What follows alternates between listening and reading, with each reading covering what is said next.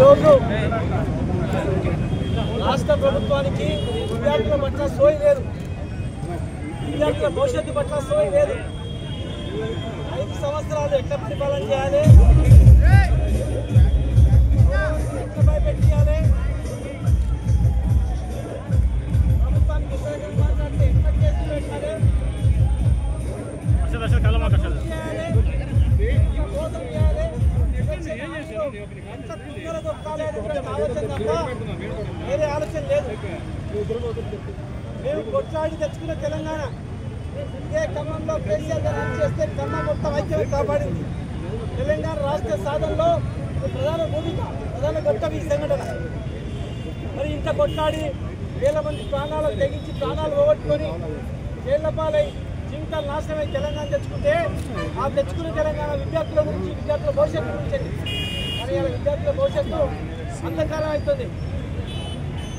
2 సంవత్సరాలుగా దాదాపు 1200 కోట్ల రూపాయలు బకాయి ఉన్నాయి ప్రైవేట్ కాలేజీలకు. 9 నెలలుగా జీతాలు లేవు. వాళ్లకు దాదాపు 1800 కోట్లకు టోకన్లు ఇచ్చిండ్రు. టోకన్లు ఇచ్చి డబ్బులు అడిగితే కమిటీ వేసిండ్రు, మళ్ళీ ధర్నా చేస్తే మళ్ళీ కమిటీ వేసిండ్రు. మరి ఈరోజు మేము అడుగుతా ఉన్నాం, ఈ రాష్ట్రంలో ఒక పొంగులేటి గారికి దాదాపు 10,000 కోట్ల పైగా వచ్చింది.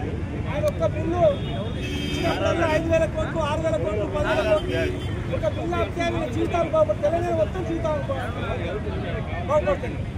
తెలంగాణ విద్యార్థుల జీవితాలు మొత్తం బాగుపడతాయి. ఒక్క కాంట్రాక్టర్ జీతం టోకన్లు ఆపితే, కాంట్రాక్టర్ల టోకన్లకు కమిటీ లేదు, మంత్రుల బినామీలకు కమిటీ లేవు, విద్యార్థులకు మాత్రం టోకన్లు ఇచ్చి కమిటీయా? ఎంత సిగ్గుచేటిది.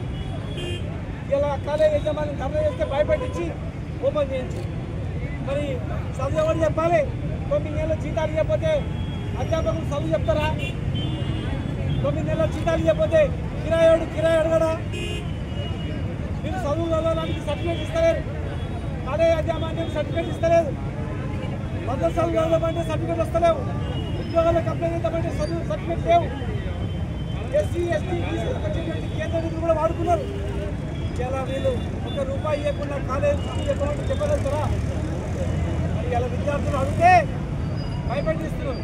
ఇలా వేల మంది విద్యార్థులు రావాలి, వాళ్ళ కాలేజీల వాళ్ళకు భయపెట్టించి విద్యార్థులను పంపిణీ ఎక్కడ చేసింది. నువ్వు కాలేజీ విద్యార్థులను రాకుండా చేయొచ్చాము, కానీ ప్రజల గుండెల్లో విద్యార్థుల ఆక్రోశాన్ని నువ్వు, వాళ్ళ గుండెల్లో ఉన్న ఆక్రోశాన్ని మాత్రం నువ్వు భయపెట్టలేవు. కావాలంటే అశోక్ నగర్ పోయి చూడండి, చూడండి విద్యార్థులు ఏమనుకుంటున్నారో. ఇప్పటికైనా కన్నుప్పు కలిగించి కన్ను తెరిచి విద్యార్థులకు ఫీజు రియంబర్స్మెంట్ ఇవ్వాలి, 2 లక్షల ఉద్యోగాలు ఇస్తామని ఉద్యోగాలు ఇవ్వాలి, కాలేజీలను కాపాడాలి. మంచి విద్య అంటే ఎక్కడికి వస్తుంది? మంచి విద్య. ఫీజు రియంబర్స్ లేకుండా ₹1 కోట్ల బకాయి పడితే కాలేజీ వాళ్ళు ఎట్లా చెప్తారు? జీతాలు ఇవ్వకుండా ఎట్లా పనిచేస్తారు? లెక్చర్స్ ఆలోచన చేస్తున్న ఈ ప్రభుత్వం ఖచ్చితంగా ఖమ్మం నుంచి రాజేష్ దత్తారి విద్యార్థి పాదయాత్ర చేస్తుంది. నేను ఎమ్మడి 1000 మంది వేస్తే అందరిని భయపెట్టించింది. సరే అన్న, నాకేమైనా పర్లేదు అని చెప్పి ముందుకొచ్చి కొంతమంది విద్యార్థులు పాదయాత్ర చేస్తున్నారు. National OBC chairman Kiran Kumar కూడా ఆయన కూడా రావడం జరిగింది. ఖచ్చితంగా నేను కానీ, మా వద్రాజన్న కానీ, మా మధు గారు కానీ, ఇంకా మా నాయకులు కానీ ఎవరైనా సరే అన్ని పార్టీలో ఉన్నటువంటి నాయకులు పేద బడుగు బలహీన వర్గాల విద్యార్థులకు, అగ్రవర్గాల్లో ఉన్నటువంటి పేద విద్యార్థులు, బీబీసీ విద్యార్థులకు, ఈబీసీ విద్యార్థులు, బీసీ విద్యార్థులు, ఎస్సీ ఎస్టీ మైనార్టీ విద్యార్థులు అందరికీ కూడా ఫీజు రియంబర్స్మెంట్ రాక బకాయి పడ్డది. ఓన్లీ బీసీలే కాదు, కొత్త కోర్టుగా ఇంకా వెంటనే అన్ని బిల్లులు ఆపి వీళ్ళకి చెల్లించాలని, లేకపోతే హైదరాబాద్ వచ్చే లోపల 8 నిమిషాలే ఉద్యోగం, లేదంటే హైదరాబాద్ చేరగానే మళ్ళీ అన్ని విద్యార్థి సంఘ నాయకులతో కూర్చొని మాట్లాడి ఉద్యమాన్ని ఉధృతం చేస్తామని చెప్పి మీ ద్వారా తెలియజేస్తా ఉన్నారు.